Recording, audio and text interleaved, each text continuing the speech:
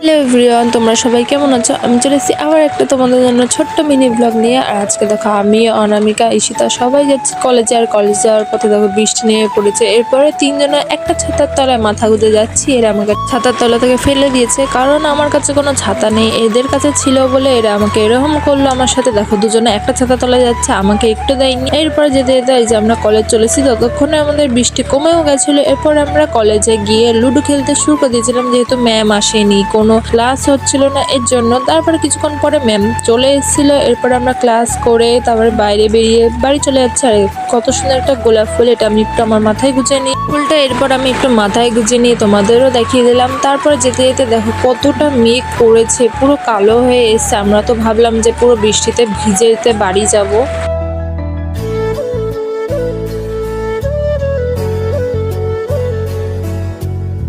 আর এখানে আমি একটু ওয়েদারটাকে ফিল করতে করতে রাস্তা দিয়ে হাঁটছি। ওরা দেখো পেছনে দুই মগা গল্প করতে করতে আসছে। তারপরে বললাম যে বৃষ্টি নেমে মেডিকেল শপে গিয়ে আমি কিছু কেনাকাটা করলাম। আর তখনই চলে এসেছিল বৃষ্টি। এরপরে আমার বান্ধবী এসে আমাকে কিছুটা নিয়ে গেছিলো। তারপর আমার কোনো ভিডিও নেওয়া হয়নি, ডাইরেক্ট চলে যাচ্ছি রাতে। আমি, বর্ষা, নীতিশ ভাই, আরেকটা ভাই, মানে আমরা মোট 4 জন গেছিলাম একটা ঘাটে ঘুরতে। তোমরা যদি চিনতে পারো তাহলে অবশ্যই কমেন্টে জানিও।